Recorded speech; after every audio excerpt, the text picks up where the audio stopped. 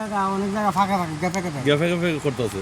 আর বেশিরভাগ জায়গাটা এমন না, গ্যাপে ওই রকম গ্যাপ জায়গা আছে আবার এরপরে আবার মানে এভাবে চালাইছে তারা এবং লাস্ট মাথা অব্দি প্রায় খালি আছে প্রায় এখানে।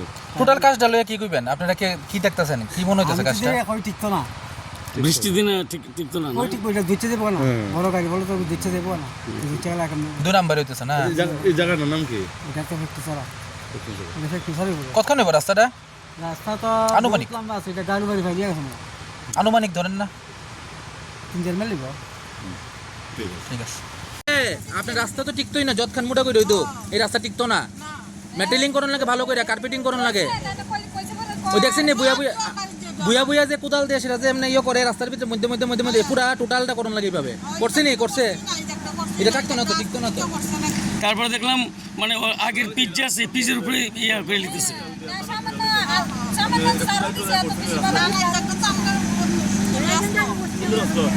তারা কি করতে তেল দিয়ে আসে নতুন আবার ডালাই ডালাই আছে, হ্যাঁ